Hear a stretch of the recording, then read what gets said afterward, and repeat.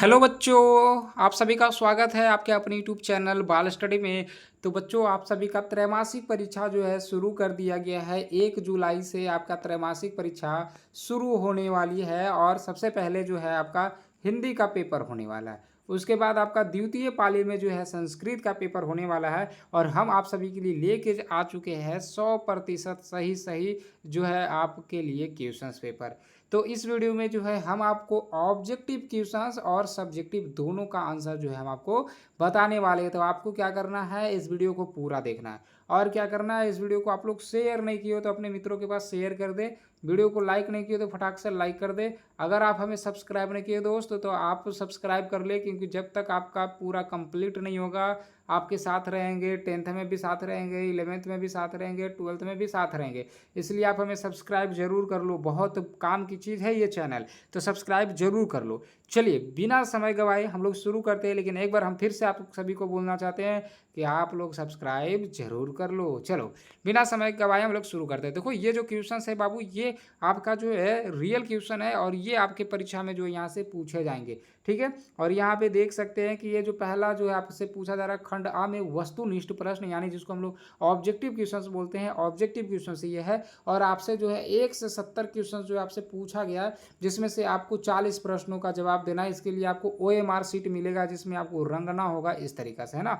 आपको रंगना होगा इस तरीका से, OMR शीट मिलेगा। आपको 40 प्रश्नों का जवाब देना है और 40 नंबर का आपका जो ये पेपर जो है होने वाला है ऑब्जेक्टिव का। बाकी फिर सब्जेक्टिव में भी अलग क्वेश्चन रहेगा, ठीक है ना। देखिए यहाँ पे सबसे पहला प्रश्न आपका क्या बोला, जो देखिए सबसे पहला प्रश्न बोल रहा है, इस स्तुति पाठ में किसकी स्तुति की गई है। क्वेश्चन बहुत अच्छा है।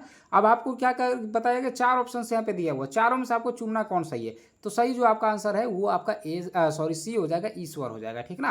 अगला आपका दूसरा कि अस्तो माँ सदगम किस उपनिषद से संकलित है। ये आपका हो जाएगा सही आंसर, जो हो जाएगा वो बृहदारण्यकोपनिषद हो जाएगा। राइट आंसर आपका यहाँ पे सी हो जाएगा, ठीक है ना। चलिए अब है अगला आपका प्रश्न है, तीसरा नंबर प्रश्न। तीसरा में देखिए क्या बोल रहा है, जो आप देख लीजिए। बोल रहा है कि वैदिक साहित्य के ज्ञान कांड को प्रकाशित करने वाला ग्रंथ है।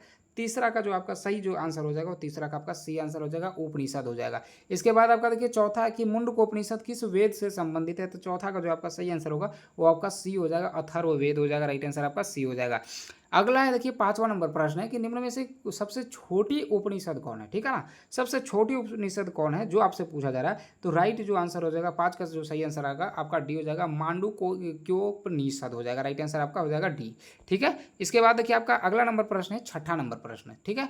छठा नंबर प्रश्न देखिए क्या बोला कि भागवत गीता, ये देखो भागवत गीता से रिलेटेड है। अब बोल रहा कि भागवत गीता में कुल कितने श्लोक है, कुल कितने श्लोक है भागवत गीता में। तो ये आपका हो जाएगा 700 श्लोक है, ऑप्शन सी हो जाएगा। और अगला आपका देखिए 7वां, स्वाधीनता संग्राम के सैनिकों ने किसे अपना पाथ्य बनाया था। तो 7 का जो सही आंसर होगा आपका डी सही आंसर हो जाएगा, भागवत गीता हो जाएगा। राइट आंसर आपका यहाँ पे डी हो जाएगा। अब देखो आपको हम डाउनलोड करने के लिए बता देते हैं ऑब्जेक्टिव सब्जेक्टिव दोनों, ठीक है ना। डाउनलोड करने के लिए बता देते हैं कैसे आपको डाउनलोड करना है। इसके लिए क्या करना, आ जाना आपको अपने फोन के गूगल में आके सर्च करना, आपको बाल स्टडी देख लीजिए, इस तरीके से आपको जो है सर्च कर लेना, ठीक है। अब इसके बाद जो यहाँ पे जो पहला वाला जो लिंक आपको दिख रहा है यहाँ पे, ये पहला वाला लिंक, इस पर जो आपको क्लिक कर देना है। अब जैसे आप यहाँ पे देखो क्लिक करोगे, इसको आप ऊपर बढ़ाओगे तो यहाँ पे आइएगा, लिखा हुआ रहेगा BSB अपडेट में देखिए 9th 10th लिखा हुआ है क्वार्टरली एग्जाम, इस पे जो आपको क्लिक कर देना है।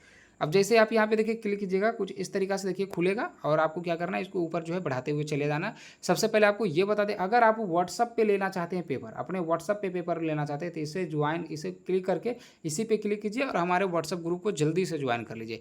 अब इसके बाद देखिए 9th के लिए देखिए यहाँ पे जो सब कुछ सभी चैप्टर का देखिए आपको सभी सब्जेक्ट का नेम दिया हुआ, हिंदी, संस्कृत, विज्ञान, सोशल साइंस, इसके बाद मैथ, सभी का दिया हुआ। आपको संस्कृत का चाहिए ना, संस्कृत पे क्लिक कीजिएगा, जिस तरीका से क्लिक कीजिएगा इस तरीके से खुल जाएगा। अब आपको क्या करना है, इसको जो है ऊपर बढ़ाते हुए चले आना है सबसे नीचे में, ठीक है।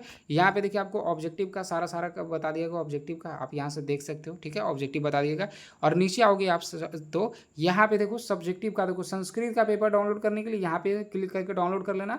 सब्जेक्टिव का यहाँ ऑब्जेक्टिव यहाँ से डाउनलोड कर सकते हो, सब्जेक्टिव यहाँ से डाउनलोड कर सकते हो। बस अर्थ देखो आपको बता दे, ये थोड़ा सा टाइम लेगा, ठीक ना। जब भी आप पेपर वगैरह ये सब कुछ भी डाउनलोड कीजिएगा, थोड़ा सा आपको यहाँ पे रुकना पड़ेगा, कम से कम आपको 3 मिनट यहाँ पे वेट करना होगा, तब आपका जो है डाउनलोड हो जाएगा, ठीक ना। तो थोड़ा सा आप लोग वेट कर लीजिएगा, तब आपका जो है तुरंत जो है डाउनलोड हो जाएगा।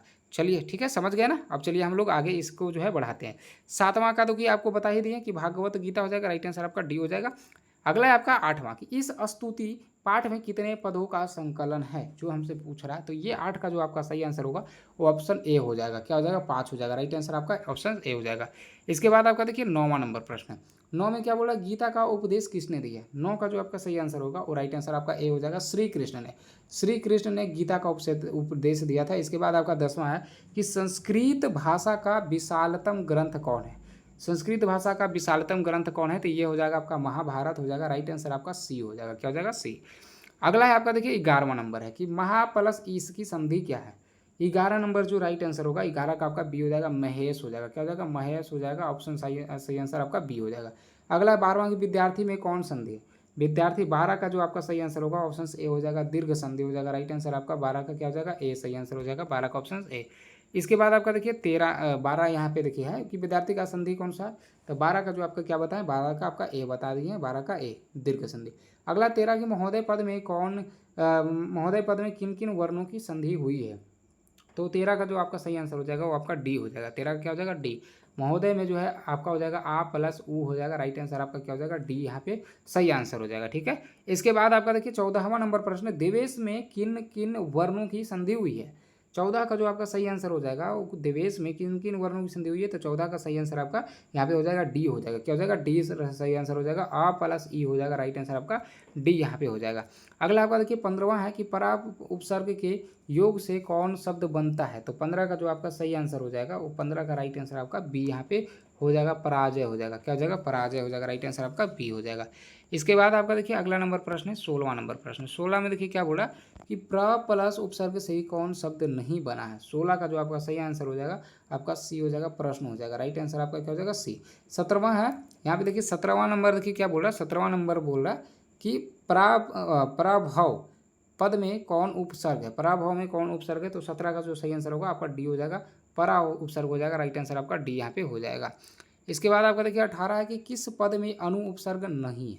किस पद में जो है अनु उपसर्ग नहीं है? 18 का जो आपका सही आंसर होगा आपका सी हो जाएगा, अन्याय हो जाएगा। राइट आंसर आपका सी हो जाएगा। इसके बाद 19 है कि 19 नंबर देखिए क्या बोला कि नमन में कौन पढ़ते हैं? 19 का जो आपका सही जो आंसर हो जाएगा 19 का राइट आंसर आपका बी हो जाएगा। यहाँ पे 70 हो जाएगा। 19 का क्या हो जाएगा? आपका बी हो जाएगा। इसके बाद आपका देखिए 20 नंबर है कि सानच प्रत्यय से कौन पद बनता है? सानच प्रत्यय से कौन शब्द बना है? 20 का जो आपका सही आंसर होगा यहाँ पे आपका सी हो जाएगा, सेव मानम हो जाएगा। इसके बाद आपका देखिए 21 है कि क्री प्लस कत से कौन पद बनेगा? 21 का जो आपका सही आंसर होगा वो आपका राइट आंसर ए हो जाएगा, क्रीतम हो जाएगा। और इसके बाद आपका देखिए 22 नंबर है। 22वां देखिए क्या बोला? लिखित वान में कौन प्रत्यय है? 22 का जो आपका सही आंसर होगा वो 22 का आपका बी सही आंसर हो जाएगा, कतवतु हो जाएगा। कतवतु ऑप्शन हो जाएगा इसका बी हो जाएगा। ठीक है। इसके बाद आपका देखिए 23 नंबर प्रश्न है कि यक्ष युधिष्ठिर संवाद पाठ किस ग्रंथ से लिया गया? 23 का जो आपका सही आंसर होगा आपका ए हो जाएगा, महाभारत हो जाएगा। क्या हो जाएगा? महाभारत हो जाएगा। राइट आंसर आपका ए हो जाएगा। इसके बाद आपका देखिए अगला है 24वां नंबर प्रश्न। 24 में देखिए क्या बोला कि संसार किससे ढका है? 24 का जो आपका सही आंसर होगा ऑप्शन बी हो जाएगा, अज्ञानता से। अज्ञानता से संसार किससे ढका? अज्ञानता से। राइट आंसर आपका बी हो जाएगा। अगला आपका 25 है ना। 25 नंबर प्रश्न देखिए क्या बोल रहा है कि अगला है आपका 25 में कि पंडित कौन है? पंडित कौन है? तो ये आपका हो जाएगा ज्ञानी, सॉरी धर्मज्ञ। क्या हो जाएगा? धर्मज्ञ। पंडित कौन है? धर्मज्ञ। 25 का आपका सही आंसर यहाँ पे बी हो जाएगा। अगला आपका देखिए है 26 कि सरोवर का स्वामी कौन थे? 26 का जो आपका सही आंसर होगा आपका यहाँ पे बी हो जाएगा, यक्ष हो जाएगा। राइट आंसर आपका हो जाएगा बी। अगला आपका देखिए 27 है कि अंतहीन रोग कौन है?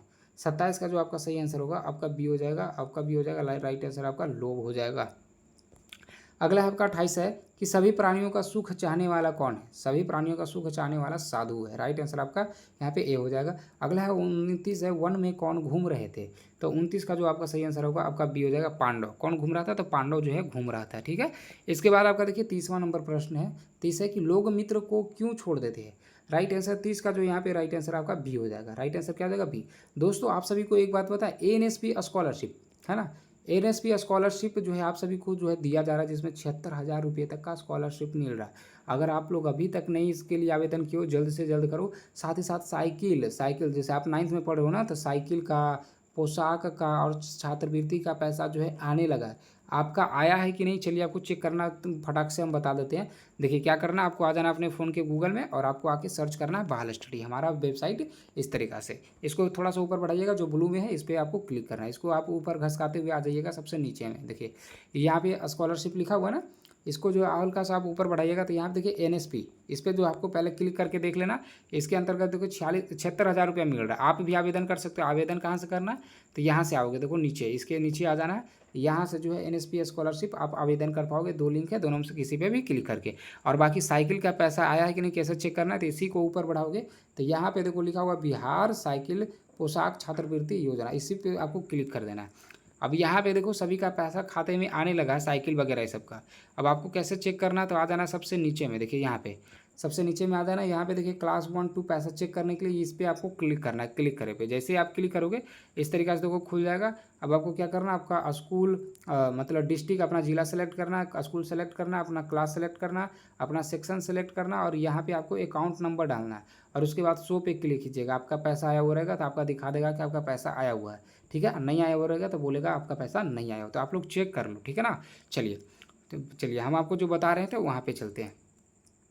अगला है देखिए आपका 31 नंबर। 31 में क्या बोला, उपनिषद किनके विचारों को प्रकट करता है। तो 31 का जो आपका सही आंसर हो जाएगा, और राइट आंसर आपका ए हो जाएगा, ऋषियों को, ऋषियों का। अगला है आपका देखिए 32 है कि महाभारत, देखिए क्या बोल रहा है, महाभारत, महाभारत के रचयिता कौन है, महाभारत के रचयिता कौन है, वेद व्यास हो जाएगा, राइट आंसर आपका डी हो जाएगा। अगला 34 है कि अव्ययी भाव समास का उदाहरण कौन है।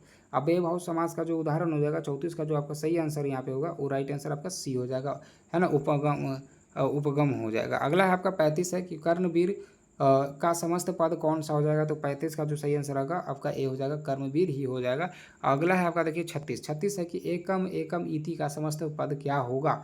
36 का जो आपका सही आंसर होगा आपका डी यहाँ पे हो जाएगा, प्रत्येकम हो जाएगा।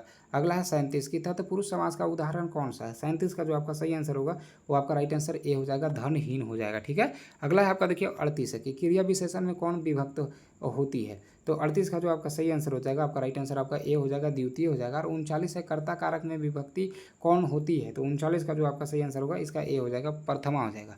और इसके बाद आपका 40वां है कि सर्वतः के योग में कौन विभक्ति होती है। तो 40 का जो आपका सही आंसर होगा वो आपका ए हो जाएगा, द्वितीय। और अगला आपका 41 है कि उक्त कर्म में कौन विभक्ति होती है। आपका राइट आंसर इसका बी हो जाएगा। देखो आपको 70 में जो है कितने प्रश्न का जवाब देना था, 40 प्रश्न का जवाब देना था। हम आपको 41 प्रश्न का जवाब दे चुके हैं। बाकी का जो है अगर आपको 70 में 70 का आंसर जानना है तो आप वही गूगल पे जाइए और सर्च कीजिए, क्या बाल स्टडी सर्च कीजिए, आप वहाँ पे जो है पूरा ऑब्जेक्टिव आपको मिल जाएगा, ठीक है। अब बाल स्टडी किस तरीके से सर्च करना है, STUDY, इस तरीके से आप जाके सर्च कीजिए, ठीक है। और एक चीज़ दोस्त, वीडियो को शेयर नहीं किए, शेयर कीजिए। और अगर आप हमें सब्सक्राइब नहीं किए ना, हमें सब्सक्राइब जरूर कर ले, रिक्वेस्ट कर रहे हैं हम आपसे, सब्सक्राइब हमें ज़रूर कर लें।